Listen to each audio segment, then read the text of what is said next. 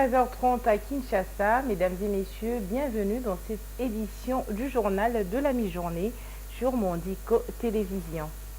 À la une de l'actualité, les forces armées de la République démocratique du Congo, FARDC en sigle, ont enregistré une victoire contre les terroristes du RDF M23 qui occupent partiellement 4 sur 6 territoires de la province du Nord Kivu. Elles annoncent avoir récupéré des mains des rebelles plusieurs villages et villes stratégiques dans les territoires de Rutshuru. Regardez. Dans un communiqué publié sur le compte X, l'armée congolaise parle d'une opération militaire qui s'inscrit dans la continuité des efforts visant la restauration de la paix et la sécurité dans l'est de la République démocratique du Congo. Les forces armées de la République démocratique du Congo parlent également d'un succès présenté comme une preuve de son engagement sous la direction du chef de l'État. Les FARDC ont réussi à récupérer et à libérer plusieurs villages et villes stratégiques dans les territoires de Rutshuru et ses environs de la coalition rebelle M23 RDF. Les FARDC réaffirment leur engagement à tout faire pour la libération de toutes les régions sous occupation rebelle. Pour y arriver, elle appelle la population à l'unité autour de militaires de forces armées de la République démocratique du Congo. Et changeons de chapitre pour parler de l'éducation nationale. Les frais de participation aux examens d'État ne seront pas majorés pour l'année scolaire 2024-2025 à Kinshasa. La décision émane du ministre provincial de l'Éducation nationale et nouvelle citoyenneté. Jeannot Kano a annoncé la mesure le mardi 17 septembre 2024 lors d'une première rencontre avec ses collaborateurs réunis au collège Don Bosco dans la commune de Massina, à l'est de la ville. Le ministre provincial a mis en garde tous ceux qui vont tenter d'aller à l'encontre de sa décision pour asphyxier les parents. Les détails dans cet élément. Pour l'année scolaire 2024-2025 qui vient de débuter, il n'y aura pas un nouvel arrêté fixant les frais de scolarisation payables par les élèves finalistes du secondaire pour passer l'examen d'État. Le montant de l'année dernière a été reconduit par le ministre provincial de l'Éducation et nouvelle citoyenneté. Jeannot Kano a personnellement annoncé ses décisions aux chefs d'établissement et directeurs provinciaux de l'Éducation nationale. Une décision prise selon lui pour soulager les parents. Nous avons simplement fait la reconduction du taux de l'année passée pour ne pas asphyxier nos parents, connaissant le problème socio-économique que est en train de passer le pays en ce moment. Donc nous n'avons pas cherché à surcharger les parents. Et nous voulons que tous les enfants aujourd'hui profitent de la gratuité de l'enseignement de base aujourd'hui. Ces frais de scolarisation sont entre autres le frais des participations à l'examen d'État, les frais des minervales, les frais des bulletins et autres. Les prix reconduits sont ceux de l'année scolaire passée. Pour empêcher aux écoles de fixer les frais de scolarisation autres que l'arrêté fixe, le patron de l'Éducation nationale et nouvelle citoyenneté de Kinshasa promet des sanctions sévères aux récalcitrants. Jeannot Kano les a mis en garde contre les antivaleurs dans les écoles. Attention aux antivaleurs qui passeront leurs soucis à prélever des frais de scolarisation aux parents et tout ça. Ils seront punis sévèrement et j'ai recommandé à mes provèdes, aux directeurs provinciaux de s'y atteler, de suivre de très près les instructions. Les instructions étant là, c'est lui qui tombera en dehors des instructions, connaîtra des sanctions là-dessus. La nouvelle citoyenneté veut à ce qu'il y ait des changements de mentalité. Les interlocuteurs du ministre provincial ont apprécié l'initiative prise par leur autorité pour une bonne gestion des écoles. La communication du ministre Jeannot Kano nous a donné un bon sens, une bonne instruction de cette année éducative pour bien faire avancer l'enseignement dans nos institutions et puis soutenir les enseignants afin que les enseignants puissent bien le soutenir à bien avancer dans cet enseignement. L'instruction étant donnée, reste aux concernés à l'appliquer pour les biens des élèves bénéficiaires de cette mesure. Et dotation le mardi 17 septembre 2024 de 400 bons à l'école du camp militaire Tchachi dans l'ouest de Kinshasa. C'est une donation du service national qui s'inscrit dans le cadre de l'accompagnement de la politique de la gratuité de l'enseignement prônée par le chef de l'État congolais Félix-Antoine Tshisekedi dans son volet amélioration des conditions d'études pour les élèves. Suivez. Distribution des bons pupitres aux écoles et établissements d'enseignement supérieur et universitaire de la RDC s'est rendue le mardi 17 septembre 2024 au complexe scolaire Tchachi. Il s'agit de 3 écoles situées dans l'enceinte du camp militaire de la garde républicaine et qui partagent le même bâtiment. Au total, 400 bons pupitres ont été livrés à ce complexe scolaire. Un offre de soulagement puisque ce don va permettre aux élèves d'étudier dans de bonnes conditions. Ces bons sont sortis de l'atelier moderne du service national où ils ont été fabriqués par les anciens jeunes délinquants dénommés Kuluna, devenus aujourd'hui les bâtisseurs de la nation. Pour le commandant du service national, le général-major Kasongo Kabwik, ces dotations constituent une exécution des instructions données par le président de la République, Félix Tshisekedi, qui a visité cette école 24 heures avant l'arrivée des Cébans. Hier, cette école a fait l'objet de la visite du commandant suprême, le chef de l'État, commandant suprême des forces armées, et tout de suite, après sa visite, les instructions ont été données au service national pour que dans l'immédiat, les bancs soient mis à la disposition de cette école. Parce que sûrement, après sa visite, il a constaté qu'il y avait un besoin en banc. Et nous sommes là, c'est justement en exécution de ces instructions du commandant suprême. Et voilà, le banc vient d'être mis à la disposition des écoles qui sont dans cette enceinte. Très flatté par ces dotations qui viennent répondre aux difficultés auxquelles son complexe scolaire était confronté, Albert Kalonji a exprimé sa gratitude au service national et au président de la République. Il a saisi cette occasion pour solliciter du service national la construction d'un nouveau bâtiment pour renforcer la capacité d'accueil de cette école en termes des salles de classe. Notre sincère remerciement au service national pour ces gestes combien louables aux vies et aussi de tous, les patriotes et les citoyens, que ceci ne s'arrête pas ici. Cette œuvre va sans doute permettre à nos élèves, de manière pérenne, à réaliser la volonté du chef de l'État sur la gratuité de l'enseignement et la qualité de l'enseignement en République démocratique du Congo, notre pays. Cette distribution des bons par le service national est une opération qui se poursuit dans plusieurs écoles et universités publiques. Bien avant le mardi, le service national avait posé le même geste à l'Institut Mokengeli dans la commune de Lemba, au centre de Kinshasa, sans compter l'Université de Kinshasa, l'Université des sciences de l'information et de la communication et la Haute École de commerce qui avaient été aussi dernièrement des bénéficiaires de ces dotations.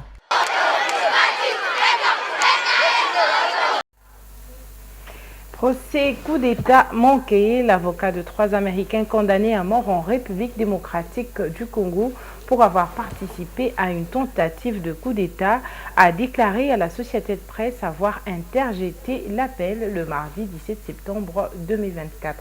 Vendredi dernier, un tribunal militaire congolais a condamné à mort 37 personnes, dont 3 jeunes Américains, pour avoir participé à une tentative de coup d'État. Diane Bonga nous en dit plus.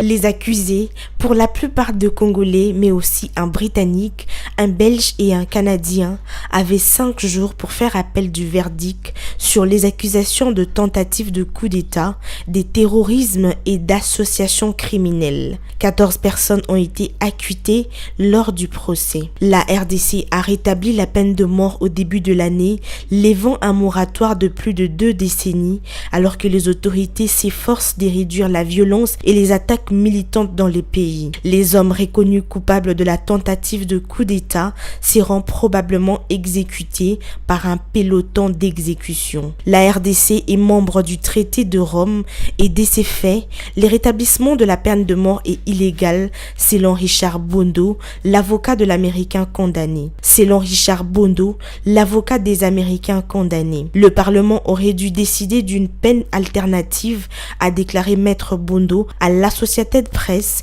mais il ne l'a pas fait jusqu'à présent. 6 personnes ont été tuées lors de la tentative de coup d'État raté menée par une figure peu connue de l'opposition, Christian Malanga, en mai, qui visait le palais présidentiel et un proche allié du président Félix Tshisekedi. Selon l'armée congolaise, Christian Malanga a été tué par balle alors qu'il résistait à son arrestation, peu après avoir diffusé l'attaque en direct sur ses réseaux sociaux. Le fils de Malanga, Marcel Malanga, âgé de 21 ans et citoyen américain, et 2 autres Américains ont été condamnés pour la tentative de coup d'État. Les autres Américains sont Tyler Thompson Jr., 21 ans, qui s'est envolé pour l'Afrique depuis l'Utah avec le jeune Malanga pour ce que sa famille croyait être de vacances gratuites, et Benjamin Ruben Zalman Polom, 36 ans, qui aurait connu Christian Malanga par l'intermédiaire d'une société d'extraction d'or. Marcel Malanga a déclaré à la cour que son père l'avait forcé ainsi que ses amis de lycée à participer à l'attaque. Papa avait menacé de nous tuer si nous ne suivons pas ses ordres, a déclaré Marcel Malanga. La mère de Marcel Malanga, Britney Sawyer, maintient que son fils est innocent et qu'il ne faisait que suivre son père qui s'est considéré comme le président d'un gouvernement fantôme en exil. Au cours de mois qui ont suivi l'arrestation de son fils, Britney Sawyer a concentré son énergie sur la collecte de fonds afin de lui envoyer de l'argent pour acheter de la nourriture, des produits d'hygiène et un lit. Il dort sur le sol de sa cellule à la prison militaire de Ndolo et souffre d'une maladie du foie. Et le 10e congrès de l'Union nationale de la presse du Congo s'est ouvert hier mardi 17 septembre 2024. Prenant part à cette cérémonie, le ministre de la Communication et Médias, Patrick Muyaya, a exhorté les congressistes à batailler afin de réguler la profession des journalistes en RDC. Patrick Muyaya a également convié les congressistes à mettre ces moments à profit afin d'élever les meilleures options possibles pour l'avenir de la presse au Congo-Kinshasa. Regardez. Dans son allocution devant plusieurs personnalités politico-administratives ainsi que des journalistes, le ministre des Médias est revenu sur le rôle majeur du journaliste pour le redressement de la République démocratique du Congo. Le porte-parole du gouvernement a salué l'accompagnement du président de la République aux initiatives de la presse. Tous les jours finissent par arriver. Et ces jours tant voulus et tant attendus viennent marquer le dénouement d'une longue marche vers la refondation de notre profession. C'est ici l'occasion de féliciter les différents acteurs, avec en premier son Excellence Monsieur le Président de la République, chef de l'État, Félix Antoine Tshisekedi Tshilombo, qui nous ont engagés par sa présence et ses mots à amorcer le processus du changement de tout l'écosystème des médias en République démocratique du Congo. Sa tenue aujourd'hui permet non seulement de renouveler les textes organisationnels de l'Union, mais surtout de doter les organes de cette dernière des animateurs capables de porter la nouvelle vision de la corporation, à entamer ainsi l'autre étape non moins importante consistant à mettre de l'ordre dans la profession. Peu avant son speech, le président intérimaire de l'UNPC a salué les soutiens sans faille et l'encadrement du ministre Muyaya pour la tenue de ces assises, lequel considère-t-il comme l'une des matérialisations des recommandations issues des États généraux. Placées sous la bannière du Congrès de la Relance et de la Renaissance, ces assises de 3 jours permettront aux journalistes congressistes notamment de mettre sur pied un nouveau comité afin de piloter cette structure. Et au Soudan, l'épidémie de choléra est en hausse. Le ministère de la Santé a indiqué dans un communiqué que 266 nouveaux cas de choléra ont été enregistrés, ce qui porte le nombre total à 9 533 cas depuis le mois d'août, dont 315 décès. L'épidémie de choléra a été déclarée au Soudan depuis le 12 août dernier. Suivez.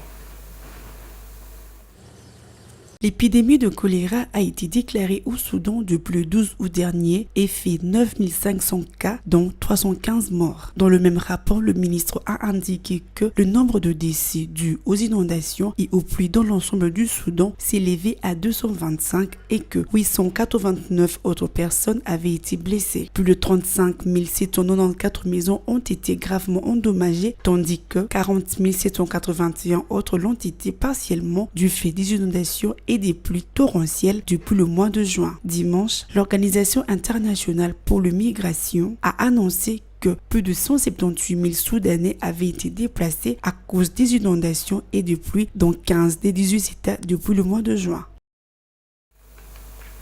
À présent, place à la revue de presse.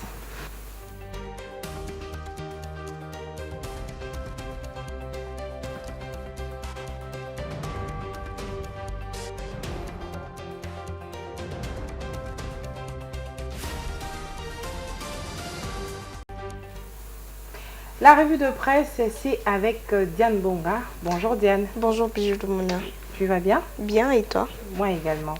Alors avec Diane Bonga, nous allons passer en revue l'actualité parue dans les journaux de ce mercredi 18 septembre 2024. Commençons avec les 100 jours du gouvernement souminois. Gary Sakata interpelle la première ministre Judith Suminwa.